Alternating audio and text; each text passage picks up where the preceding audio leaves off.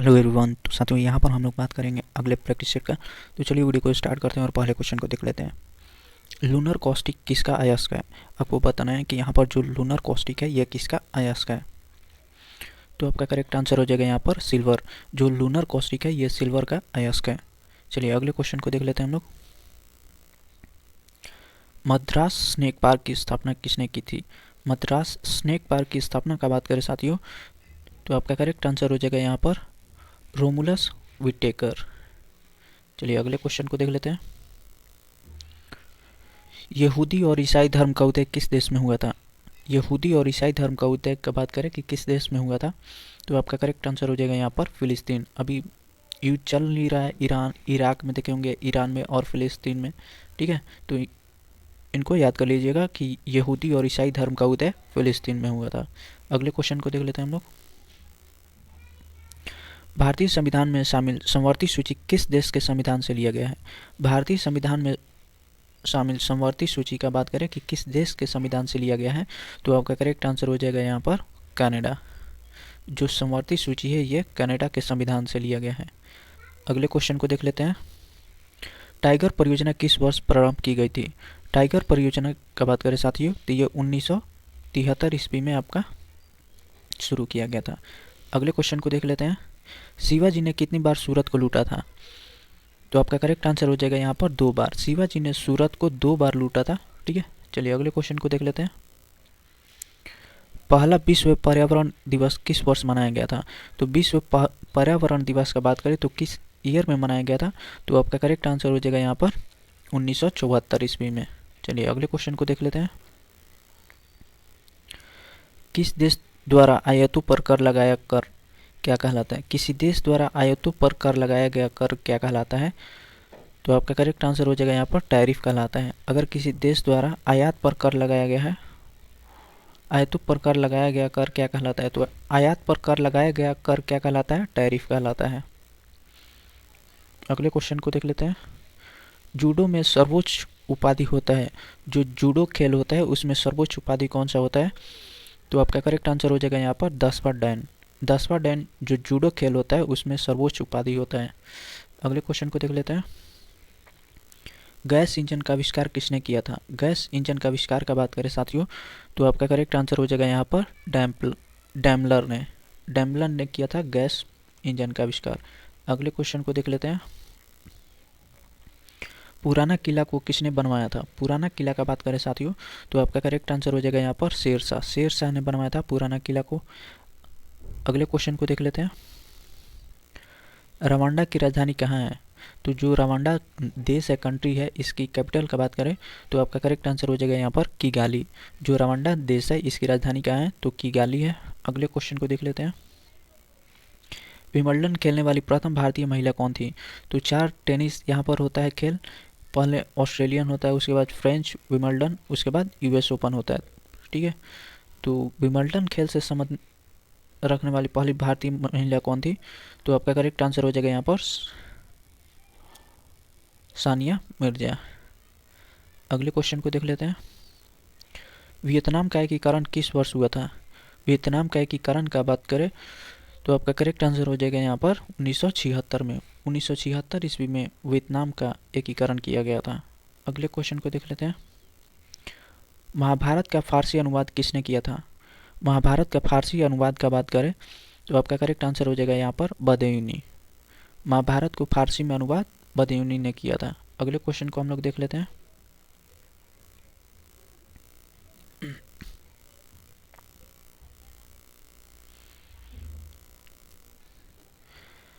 Polonium तत्व की खोज किसने की?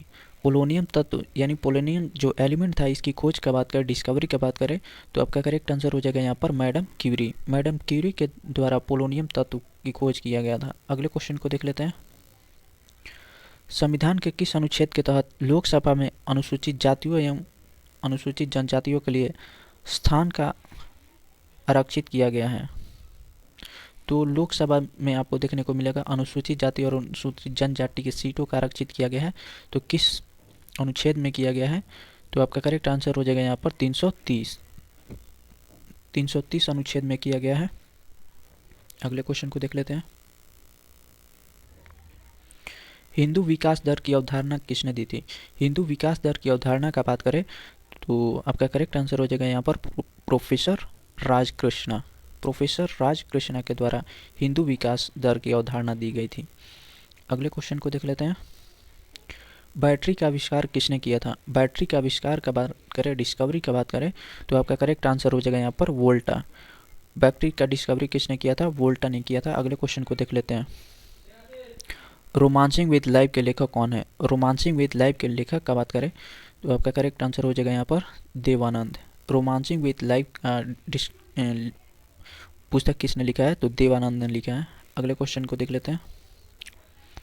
जगन्नाथ मंदिर के पूरब की ओर का द्वार क्या कहलाता है?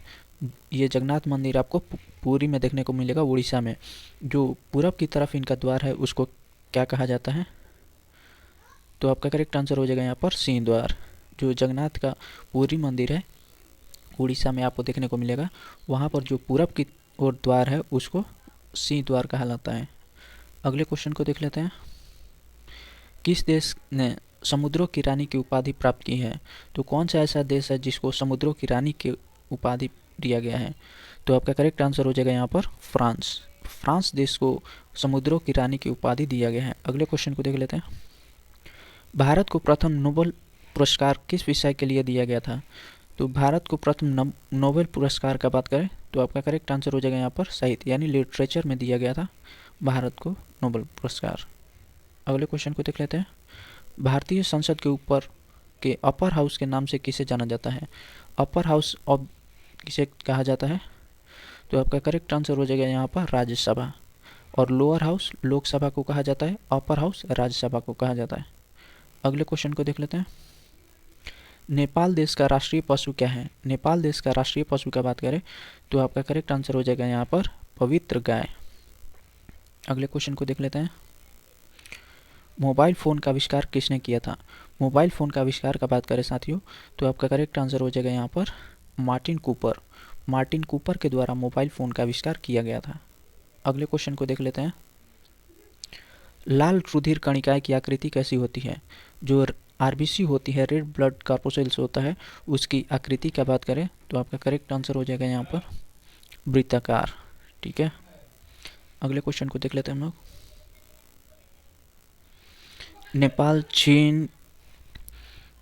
नेपाल चीन तथा भूटान से घिरा भारतीय राज्य का बात करें तो यहाँ पर देखिएगा नेपाल एक साइड आपको देखने को मिलेगा और एक साइड आपको यहाँ भूटान और बीच में यहाँ पर सिक्किम देखने को मिलेगा और ऊपर चीन। ठीक है, तो इसका करेक्ट आंसर हो जाएगा यहाँ पर सिक्किम। तो आपका करेक्ट आंसर हो जाएगा यहाँ पर सिक्किम। ठीक है, चलिए अगले क्वेश्चन को देख लेते हैं। किस देश को 10 लाख हाथियों का भूमि कहा जाता है? तो कौन सा देश है जिसको 10 लाख हाथियों का भूमि कहा जाता है? तो आपका करेक्ट आंसर हो जाएगा यहाँ पर लाओस। अगले क्वेश्चन को देख लेते हैं। पंचायती राज संस्थाओं की ढांचा कैसी है? पंचायती राज संस्थाओं की ढांचा का बात करें तो आपका करेक्ट आंसर हो जाएगा यहाँ पर त्रिस्तरीय, 3 स्तर पर है। अगले क्वेश्चन को देख लेते हैं। प्रतिहार वंश का महानतम राजा कौन था? जो प्रतिहार वंश था इसका महानतम राजा का बात करें तो आपका करेक्ट आंसर हो जाएगा यहाँ पर मिहिर भोज। अगले क्वेश्चन को देख लेते हैं।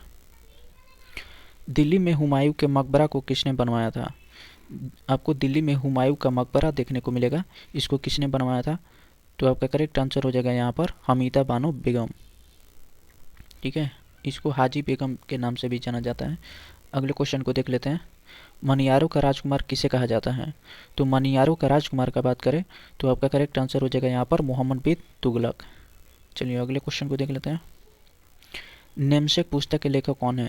जो पुस्तक है नेमसेक, इसके लेखक का बात करें तो आपका करेक्ट आंसर हो जाएगा यहाँ पर झुम्पा लाहिड़ी।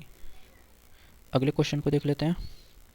सिकंदर कहाँ का शासक था? सिकंदर का बात करें तो ये मैसेडोनिया का शासक था। चलिए अगले क्वेश्चन को देख लेते हैं। किस मुगल शासक ने संगीत और नृत्य पर प्रतिबंध लगाया था? तो कौन सा ऐसा मुगल शासक था जिसने संगीत और नृत्य पर प्रतिबंध लगाया था? तो आपका करेक्ट आंसर हो जाएगा यहाँ पर औरंगजेब। औरंगजेब जो मुगल शासक था जिसने संगीत और नृत्य पर प्रतिबंध लगाया था। अगले क्वेश्चन को देख लेते हैं। मरणोपरांत भारत रत्न से सम्मानित प्रथम व्यक्ति कौन थे? तो मरणोपरांत भारत रत्न से सम्मानित प्रथम व्यक्ति का बात करें तो आपका करेक्ट आंसर हो जाएगा यहाँ पर लाल बहादुर शास्त्री। बात अगले क्वेश्चन को देख लेते हैं। सोलंकी वंश का संस्थापक कौन था? सोलंकी वंश का संस्थापक का बात करें तो आपका करेक्ट आंसर हो जाएगा यहाँ पर मूलराज प्रथम। मूलराज प्रथम के द्वारा सोलंकी वंश का स्थापना किया गया था। अगले क्वेश्चन को देख लेते हैं। किस मुगल शासक ने तंबाकू के प्रयोग का निषेध किया था? तो तंबाकू पर प्रतिबंध किस शासक के द्वारा लगाया गया था? तो आपका करेक्ट आंसर हो जाएगा यहाँ पर जहांगीर। जहांगीर ने तंबाकू सेवन पर प्रतिबंध लगाया था। अगले क्वेश्चन को देख लेते हैं। संत कबीर का महाप्रयाण स्थल है, जो संत कबीर हैं इनका महाप्रयाण स्थल का बात करें तो कहाँ देखने को मिलेगा आपका? तो आपका करेक्ट आंसर हो जाएगा यहाँ पर मगहर में। अगले क्वेश्चन को देख लेते हैं। बिहार पहाड़ कहाँ स्थित है? बिहार पहाड़ का बात करें तो ये किस देश में आपको देखने को मिलेगा? तो आपका करेक्ट आंसर हो जाएगा यहाँ पर रोमानिया। रोमानिया में आपको बिहार पहाड़ यानी बिहार माउंटेन देखने को मिलेगा। ठीक है, चलिए, थैंक यू।